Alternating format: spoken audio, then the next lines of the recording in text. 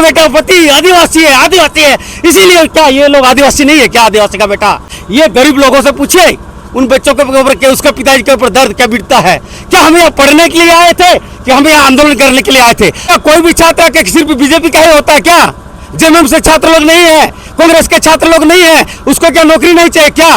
कोई छात्र पूछ लीजिए कितने बीजेपी के लोग हैं और कितने जेएमएम क्या छात्र में कोई पार्टी होता है क्या? और एक एक गरीब और दलित और पिछड़ी और आगड़ी का बेटा लोग है, जो पिताजी जो मजदूरी करके अपने बेटा को पढ़ा रहा हो। जानते हैं एक बेटा को बीएड कराने में कितना खर्च होता है, एक बेटी को पढ़ाने में कितना खर्च होता है? उन नेता लोग को क्या पता कि गरीबी क्या होता है? क्या चाहिए उन लोग को? उन लोग को तो पूछती नहीं भाई विधायक में मंत्री बनने का शौक है, उन लोग को क्या नौकरी चाहिए? क्या कांग्रेस का बेटा बनकर राहुल गांधी का आदमी लोगों को नहीं चाहिए जितना कांग्रेसिया है, जितना इंडिया गठबंधन में है? उन लोग को क्या नौकरी नहीं चाहिए? बोल दे कि हम लोग का बेटा बेटी नौकरी करेगा, उसके कहने पर किसी का ट्रांसफर होता है, उसके कहने पर किसी का ट्रांसफर रोका जाता है। वो तो नेतागिरी के नेता लोगों के चमचे करता ही है। हमारा झारखंड 25-26 साल होने चला युवा हो गया है और आज तक जिस उम्मीद और आशा के साथ हम लोगों ने संयुक्त बिहार से हमें अलग झारखंड बनाया, गुरुजी ने इसका बहुत संघर्ष किया। उन लोग उसका सपना था, साकार था कि यहाँ के एक एक नौजवानों के हाथों में नौकरी होगा, रोजगार होगा। लेकिन आज दुर्भाग्य है कि हमारा झारखंड की नौकरियों को बेचा जा रहा है। जिस तरह से हमारे झारखंड के कोयला खनिज संपदा को बेचा जा रहा है, उसी तरह से हम एक एक झारखंड नौजवानों का नौकरियों को बेचा जा रहा है। इसीलिए आज हमारे झारखंड में जिस तरह से जेपीएससी का घोटाला, जेपीएससी का क्वेश्चन लीक, जेएसएससी सीजीएल का क्वेश्चन लीक, जेएसएससी में आपका संथाली सब्जेक्ट में आपका आउट ऑफ सिलेबस क्वेश्चन आना, कहीं ना कहीं आके नौजवानों को ठगने का काम कर रहा है। इसीलिए आज झारखंड के नौजवान, झारखंड के एक एक छात्र ने आज ठान लिया है कि जिस तरह से हमें केंद्र के सरकार को हमने शिक्षा मंत्री को इस्तीफा मांगा है, उसी तरह आज हमें झारखंड के शिक्षा मंत्री को हम लोग से इस्तीफा मांगने का काम करेंगे।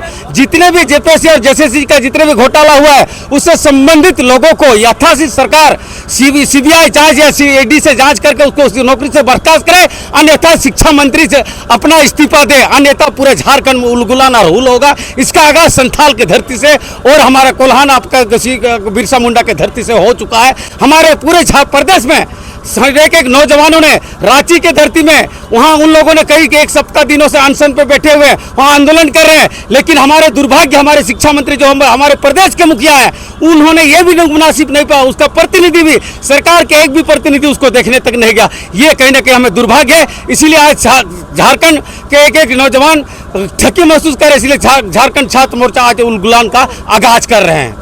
मुख्य मांगे क्या क्या है? हमारे मुख्य मांगे 5-6 हैं। हमारे मुख्य मांगे जेपीएससी में घोटाले किए गए कि जो जितने भी घोटाले हुए सभी में सीबीआई जांच हो, ईडी का जांच हो, जेएसएससी सीजीएल में जितना घोटाला उसमें सीबीआई ईडी का जांच हो, और हमारे सभी कॉलेजों में जिस तरह से सीटों का घटाया गया है या छात्रावास में छात्रों का छात्रवृत्ति को काटा गया, आज 24-25-26 का सत्र में अभी तक नहीं दिया गया है। इसके हमारे पास 6 मांगे हैं। इस सभी मांगों के ऊपर अगर राज्य सरकार गंभीरतापूर्वक नहीं देती तो स्वाभाविक है यहाँ का जितने भी खनिज संपदा, जितने भी कोयला, बालू, गिट्टी, जितने अबरक तबरक जितने भी है, एक भी कोयला का ट्रांसपोर्टिंग सारी चीज हम लोग बंद करेंगे। और शिक्षा मंत्री से हम लोग एक ही मांग रखेंगे, आप यथाशीघ्र इस्तीफा दें और नहीं तो पूरा उलगुलान होगा। क्या बीजेपी का ही हाथ में, क्या वहां पे आपका कांग्रेस का भी क्या हाथ नहीं था? क्या कोई भी छात्र के सिर्फ बीजेपी का ही होता है क्या? जेएमएम से छात्र लोग नहीं है, कांग्रेस के छात्र लोग नहीं है, उसको क्या नौकरी नहीं चाहिए क्या? और इन लोगों को सिर्फ और सिर्फ छात्रों का आंदोलन को कुचलने के लिए सब अलबल जो उलूल जुलूल बयान देते हैं, ये छात्रों का आंदोलन को गुमराह करने के लिए ये बयान दे रहे हैं। कोई छात्र पूछ लीजिए कितने बीजेपी के लोग हैं और कितने जेएमएम क्या छात्र में कोई पार्टी होता है क्या? छात्र होते हैं। छात्र का सभी छात्र, छात्रा हो या छात्राएं हो, सभी लोग को नौकरी चाहिए, नौकरी चाहिए, रोजगार चाहिए। कोई ऐसा नहीं कि भाई क्या गुरुजी का बेटा को, पोता को क्या नौकरी नहीं चाहिए, हेमंत सोरेन का बेटा बेटी को नौकरी नहीं चाहिए, उसका जो क्या बेटी है भतीजी है उसको नौकरी नहीं चाहिए। क्या चाहिए उन लोग को? उन लोग को तो पूछती नहीं भाई विधायक में मंत्री बनने का शौक है, उन लोग को क्या नौकरी चाहिए? क्या कांग्रेस का बेटा बनकर राहुल गांधी का आदमी लोगों को नहीं चाहिए जितना कांग्रेसिया है, जितना इंडिया गठबंधन में है? उन लोग को क्या नौकरी नहीं चाहिए? बोल दे कि हम लोग का बेटा बेटी नौकरी करेगा। यहाँ पे कोई पार्टी और पॉलिटिक्स नहीं, सिर्फ यहाँ पे झारखंड स्टूडेंट यूनियन इस पे प्रोटेस्ट कर रहा है। और एक एक गरीब और दलित और पिछड़ी और आगड़ी का बेटा लोग है, जो पिताजी जो मजदूरी करके अपने बेटा को पढ़ा रहा हो, जो पिताजी जो खेत में काम करके अपना बेटा को पढ़ा रहा हो। जानते हैं एक बेटा को बीएड कराने में कितना खर्चा होता है, एक बेटी को पढ़ाने में कितना खर्चा होता है। उन नेता लोग को क्या पता कि गरीबी क्या होता है। कभी उन लोगों ने खेत में काम किया हो, कभी मजदूर किया, पत्थर फोड़ा हो, खदान में उन्होंने काम किया है, पता चलेगा। उस खदान का पैसा पत्थर तोड़ के किस तरह पसीना बहा करके अपना बेटा को पढ़ाता है, उसको पता चलेगा। क्योंकि पब्लिक का पैसा से ऐसी कर रहा है ना, यहाँ का कोयला बालू और गिट्टी को बेच बेच करके अपने को शान से समझता है ना। ये गरीब लोगों से पूछिए, उन बच्चों के ऊपर उसके पिताजी के ऊपर दर्द क्या बीतता है। क्या हम यहाँ पढ़ने के लिए आए थे कि हम यहाँ आंदोलन करने के लिए आए थे? अगर हमें सही समय पर नौकरी मिलता तो हम क्या रोड में उतरते? क्या हेमंत सोरेन क्यों नहीं बोलता है?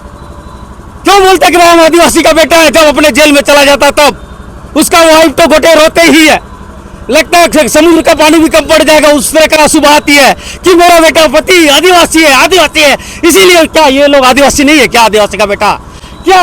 हमारे एक छात्र क्या उसका पिताजी जो मेहनत करके लाता है, पैसा लाता है, एक बीएड करने के लिए 3-3 लाख 4-4 लाख रुपए खर्च करता है, किस तरह करके लाता है? उससे पूछे, उस पिता से पूछे किस तरह का दर्द आता है।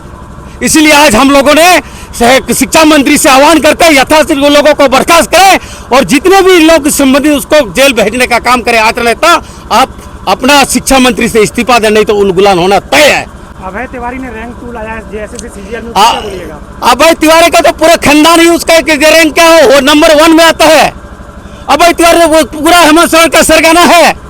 जितना यहाँ का सिस्टम है, जितना जेपीसी का अध्यक्ष हो, जेसीसी का अध्यक्ष हो, जितने पदाधिकारी हो, सारे का तो चमचा वही करते थे। उसके कहने पर किसी का ट्रांसफर होता है, उसके कहने पर किसी का ट्रांसफर रोका जाता है। वो तो नेतागिरी के नेता लोगों का चमचा ही करता ही है। वो तो सब जाहिर है, हेमंत सोरेन को दिखाई नहीं देता, सरकार के लोगों को दिखाई नहीं देता है। आपका क्या कहना है कि मेरा क्या यहाँ पे एकदम बिकता है। आपने जितना नौकरी हेमंत सोरेन जी ने हाथ से बांटा, अपने स्टेट में आप लोगों ने चलाया। उन लोग को झारखंड का जिला का नाम पता नहीं, देवघर का उसको पता नहीं, देवघर में क्या है, रांची में कौन सा मंदिर है, कौन सा तीर्थ स्थल उसको पता नहीं, कौन सा पार्क है, कौन सा जल प्रपात है उसको पता नहीं। झारखंड के बारे में उस जैसे लोगों को यहाँ नौकरी मिला है। आप इसी से समझ जाइए वो आदमी कहाँ के है। जो आदमी यहाँ दुमका का आदमी अगर संताल के आदमी को मसानजोड़ के बारे में नहीं पता, वो आदमी साफ जाहिर होता है वो झारखंड के बाहर के लोग हैं। अच्छा भैया, जो